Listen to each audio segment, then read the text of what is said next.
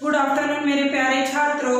आज हम हिंदी विषय का अध्यापन करने जा रहे हैं, जिसमें हमारे पोयम का नाम है सुनो और गुनो, जिसके कवि है गोपाल दास सक्सेना जी। तो सबसे पहले हम गोपाल दास सक्सेना के बारे में एक अल्प सा परिचय जानेंगे। देखिए छात्रों, उनका जन्म 1924 इटावा उत्तर प्रदेश में हुआ। परिचय: गोपाल दास सक्सेना नीरज नाम से प्रसिद्ध है। हिंदी साहित्यकार, शिक्षक, कवि के रूप में प्रसिद्ध है। आपने मर्मस्पर्शी काव्यानुभूति और सहज सरल भाषा द्वारा हिंदी कविता को एक नया मोड़ दिया है। प्रमुख कृतियाँ: गीत अगीत, नीरज की गीतिकाएं, नीरज की पाती, विभावरी, कारवां गुजर गया, तुम्हारे लिए, प्राण गीत, कविता संग्रह आदि। इस कविता में हमें क्या देखना है? देखिए, प्रस्तुत आधुनिक दोहों में कवि नीरज जी ने विविध मूल्यों की बात की है। इनमें आपने लोगों की भलाई, प्रेम से रहने, कृतज्ञ बनने, अभिमान को त्यागने आदि के लिए प्रेरित किया है। हमें क्या रहना चाहिए?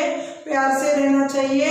और तो और हमें क्या करना चाहिए? अभिमान, जो अहम भाव है, उसे त्यागना चाहिए। दूसरों की भलाई करनी चाहिए। इस तरह से हमें रहने के लिए कहा गया है।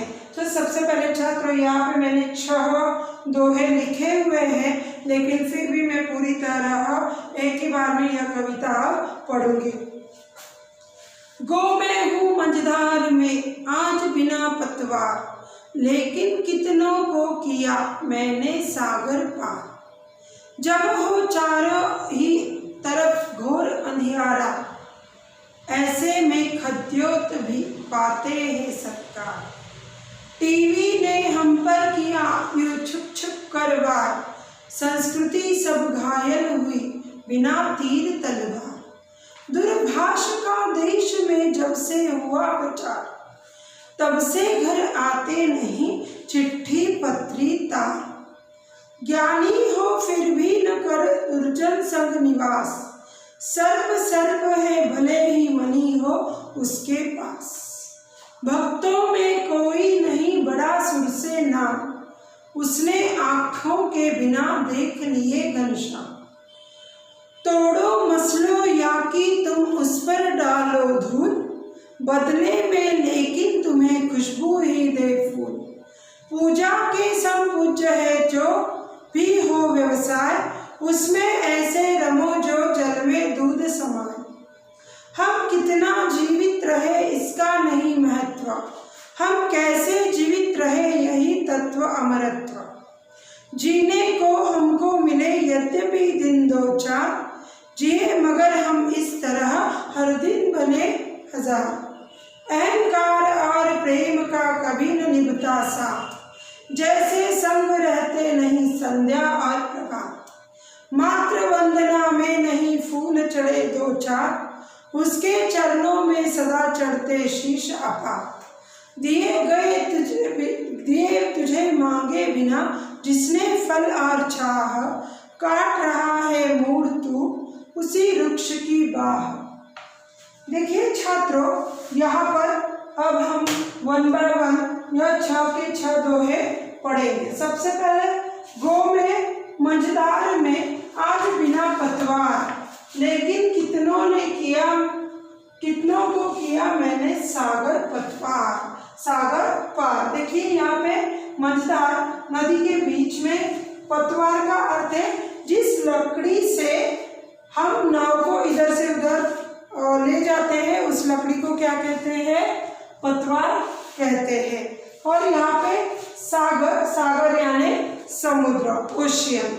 तो देखिए यहाँ पे कहा है, कवि कहते हैं, नीरज जी कहते हैं, एक असमर्थ नाव अपनी व्यथा का वर्णन करते हुए कहती है कि यद्यपि आज वह अशक्त है और इस मंझधार में पड़ी है, आज उसका कोई सहारा नहीं, यानी कोई भी पतवार उसके साथ नहीं है। पर उसके जीवन में एक ऐसा समय था जब उसने अनगिनत लोगों को सागर पार कराया था। देखिए यहाँ पे इस दोहे में कवि ने असमर्थता जताई है और उसका महत्व भी बताया है। यहाँ पे जो नाव है, जो नाव एक समय था जब वो नई होंगी, जब वो नई नई बनी होंगी, जवान नाव होंगी, तब उसने कितने सारे बेसहारा लोगों को या फिर जिसको सहायता चाहिए ऐसे लोगों को उसने सागर पार किया होगा। अब वह क्या बैठी है? खाली बैठी है, उसका कोई सहारा नहीं है, कोई पतवार उसके पास नहीं है। उसके जीवन में ऐसा समय आ गया है कि अब वह अपनी व्यथा सभी को बयां कर रही है। इस तरह से पहला दोहा था। जब वो चारों ही तरफ घोर घना अंधियार, ऐसे में खद्योत भी पाते हैं सत्कार। घोर भयंकर अंधेरा, खद्योत जुगनू, सत्कार सम्मान। देखिए यहाँ पे बताया गया है कि परोपकारी वृत्ति का वर्णन यहाँ कवि करते हैं। जो आज विपन्नावस्था में है, मतलब दुखी है, उसका कोई मददगार नहीं। जीवन में एक ऐसा समय था जब उसने अनगिनत लोगों की सहायता की थी, अनगिनत लोगों का जीवन सुधारा था। यह तो हमने पहला दोहा देखा। दूसरा दोहा है समय समय की बात है। समय आने पर नगण्य व्यक्ति का भी महत्व हो जाता है और सम्मान सत्कार पाने लगता है। जब चारों ओर घना अंधियारा छाया है और कहीं से भी प्रकाश आने की कोई गुंजाइश नहीं है, ऐसे में जुगनू के जुगजुगाते हुए प्रकाश को भी महत्व मिलने लगता है। सही बात है। कवि बताते हैं कि जो जुगनू होते हैं, बहुत अंधेरे में अगर पूरा अंधेरा है, उसमें कोई एक दो जुगनू भी चमकते हैं, उनसे जो प्रकाश मिलता है उस प्रकाश का महत्व उस अंधेरे को हटाने में काम आता है और जुगनू को भी वही सत्कार मिलता है। इसीलिए हमें हर कार्य में अपना छोटा सा तो योगदान देना ही चाहिए। जो अच्छा कार्य होता है उसमें ऐसा कवि हमें यहाँ पर बताते हैं, हमें परोपकारी वृत्ति रखनी चाहिए। आगे तीसरा दोहा। टीवी ने हम पर किया यूं छुप छुप कर वार, संस्कृति सब घायल हुई बिना तीर तीर तलवार। वार यानी प्रहार, ठीक है। वार यानी क्या? प्रहार। यहाँ पे बताया गया है कि कवि कहते हैं, कवि के कहने का अर्थ है जहाँ बुद्धिमान व्यक्तियों का नामो निशान न हो, वह समय आने पर मामूली योग्यता वाले आदमी भी योग्य बन जाते हैं। और फिर आदमी की संस्कृति उसकी सबसे बड़ी थाती होती है, वह विकृत। यहाँ पे बोला गया है कि आदमी की संस्कृति उसके सबसे बड़ी थाती होती है, वह उसे विकृत होता हुआ बर्दाश्त नहीं कर सकता। लेकिन दूरदर्शन ने लोगों के घर में प्रवेश कर और संस्कार विहीन कार्यक्रम दिखाकर गुपचुप ढंग से लोगों की संस्कृति पर प्रहार किया है, उसे विकृत कर दिया। क्या किया? आजकल हम देखते हैं टीवी पर और तरह तरह के चैनल पर कितने सारे प्रोग्राम आते हैं। अब देखिए, अब अगर मैं मेरे खुद के अनुभव के बारे में बताऊं या आप अपने दादा पापा के अनुभव को पूछिए, उनके समय में कोई किसी को मारता नहीं था, कोई किसी को पीटता नहीं था, सब आदर भाव से एक दूसरे से बात करते थे। झगड़े होते थे लेकिन मार पीटने तक नहीं।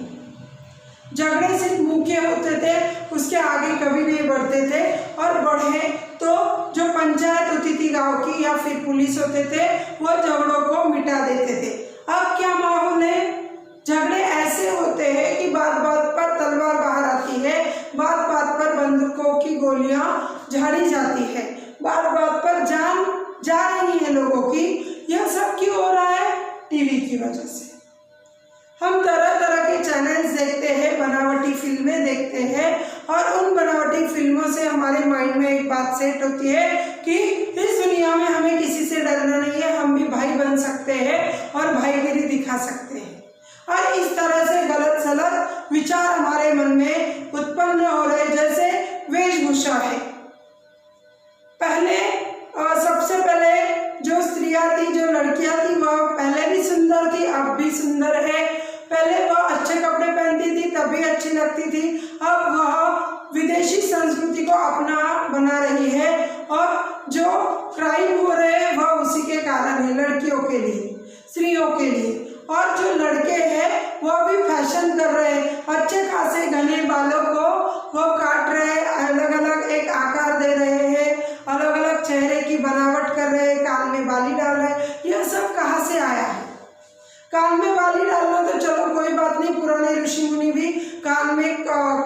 कुंडल पहनते थे इसलिए कोई बात नहीं, लेकिन जो बालों का जो स्टाइल है, कपड़े पहनने के जो तरीके हैं, फटे कपड़ों को फैशन माना जाता है। यह जो स्टाइल आया है ये विदेशी संस्कृतियों से हमने लिया है, यह सब भी गलत है। और यही यहाँ पे कवि बताने की कोशिश करते हैं कि टीवी हम पर छुप छुप कर वार कर रही है, हमें घायल कर रही है, वह भी बिना तीर और तलवार के। दूरभाष का देश में जब से हुआ प्रचार, तब से घर आते नहीं चिट्ठी पत्री तार। दूरभाष यानी टेलीफोन या मोबाइल, जब से टेलीफोन आए, मोबाइल आए, फेसबुक, चैट, मेल, यह सब आया है, तब से क्या नहीं आ रहे घर पे, चिट्ठी पत्री तार नहीं आ रहे हैं। कहते हैं कि अब लोग दूरभाषा पर ही बातचीत कर लिया करते हैं, पत्र भेजने की आवश्यकता ही लोगों को नहीं चलती है। इससे क्या हो रहा है, जो लोगों के बीच में जो संबंध है उसमें दूरियां अपने आप बढ़ती जा रही है, ना कि वो बहुत पास आ रहे।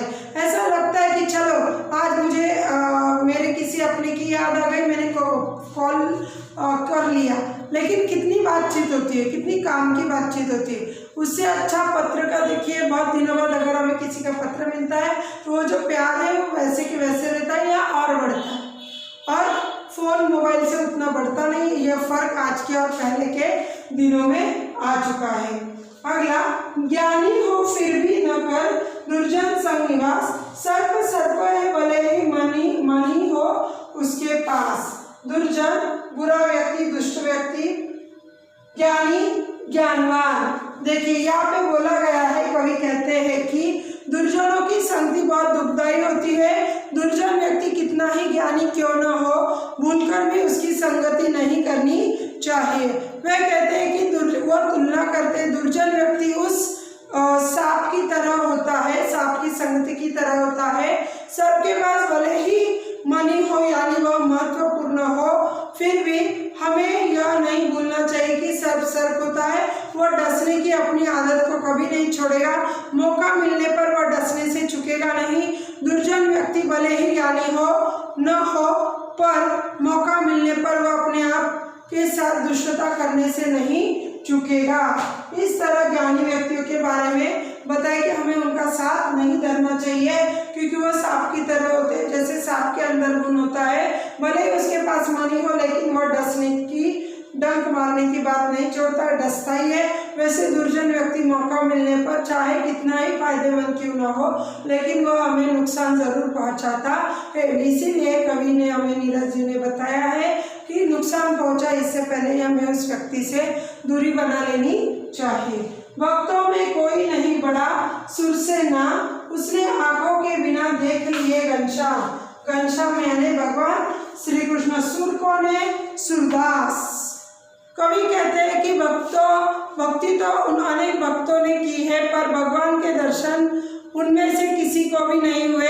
इस मामले में सूरदास जी भगवान का भक्त कोई नहीं, बड़ा भक्त कोई नहीं है, क्योंकि सूरदास ने बिना आंखों के ही घनश्याम को यानी भगवान श्री कृष्ण को देख लिया, उनके दर्शन उन्हें हुए। मतलब सज्जन सूरदास को उनके दर्शन हुए हैं। इसका मतलब कह रहे हैं कि आंखों की जरूरत भगवान को देखने के लिए नहीं होती, बिना आंखों वालों को भी ईश्वर देख सकता है। सिर्फ हमारे अंदर श्रद्धा और विश्वास भगवान के प्रति होना चाहिए। तो छात्रों, यहाँ तक हमने 6 दोहे कंप्लीट कर लिए हैं। अब आगे के दोहे हम कंप्लीट करेंगे।